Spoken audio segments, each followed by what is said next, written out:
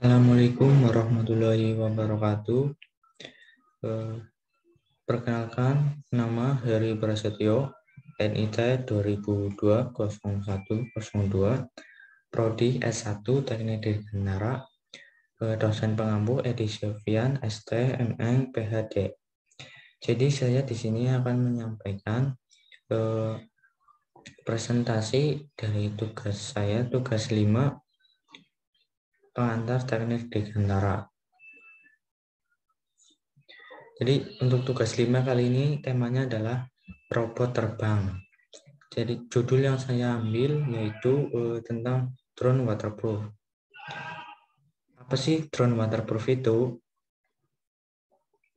Nah, jadi drone waterproof atau drone anti air ini merupakan generasi ketiga dari drone slowfall yang dapat terbang dan mendarat di air. Bahkan jika seluruh drone ini terendam di air, masih dapat berfungsi dengan baik. Jadi ketika drone ini mendarat di air atau terendam di air, keempat baling-baling drone ini masih dapat berfungsi dengan baik.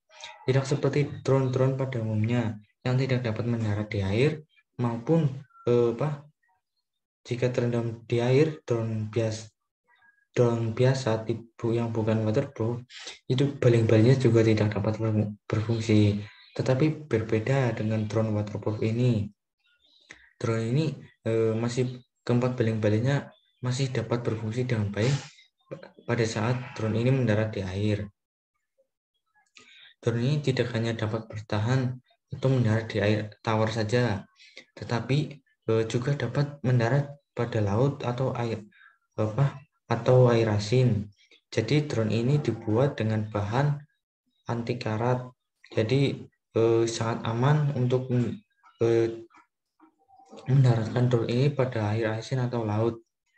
Jadi yang drone ini bisa tahan karat, jadi anti karat tidak karena terbuat dari bahan-bahan yang dapat melindungi dari karat. Jadi sangat baik, sangat aman. Drone ini digunakan untuk mendarat di laut.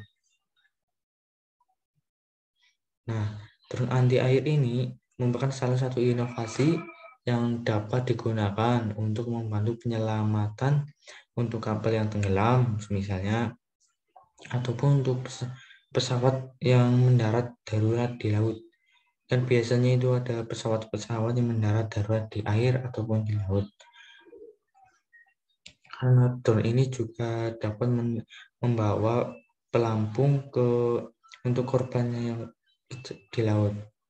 Jadi drone ini sangat baik digunakan untuk penyelamatan karena drone ini dapat membawa pelampung untuk korban yang mengalami kecelakaan di laut, semisal kapal tenggelam ataupun itu tadi pesawat yang mendarat darurat di air atau di laut. Karena drone ini dapat beroperasi dengan cepat, dapat menjangkau korban tersebut dengan cepat. Jadi kemungkinan korban jiwanya bisa diminimalisir dengan bantuan dari drone waterproof ini untuk penyelamatan.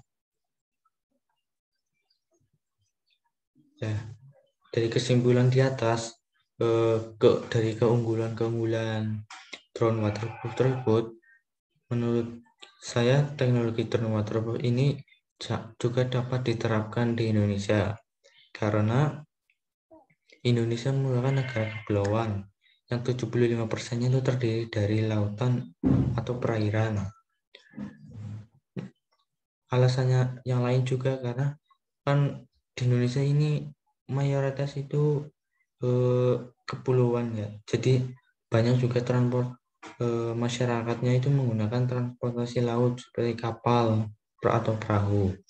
Jadi juga Indonesia masih sering mengalami kecelakaan laut seperti kapal tenggelam ataupun yang lainnya.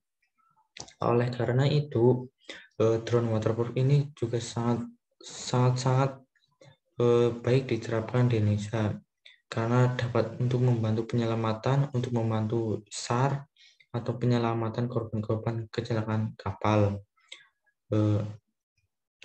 di laut. Jadi teknologi drone ini juga sangat-sangat baik digunakan, dan juga mungkin drone waterboard ini juga dapat digunakan untuk patroli, seperti untuk patroli tentara angkatan laut, karena drone ini dilengkapi kamera yang dapat memantau kondisi perairan dari mungkin kapal-kapal asing maupun yang lainnya. Jadi drone ini sangat baik untuk diterapkan di Indonesia. Dengan kondisi wilayah Indonesia yang mayoritas 75% adalah perairan atau lautan. Terima kasih. Mungkin hanya itu materi yang saya paparkan atau presentasikan. Mohon maaf jika ada kesalahan data ataupun kesalahan kalimat dan pengucapan. Mohon maaf sebesar-besarnya dari saya. Sekian. Wabillahi taufiq wal hidayah. Wassalamualaikum warahmatullahi wabarakatuh.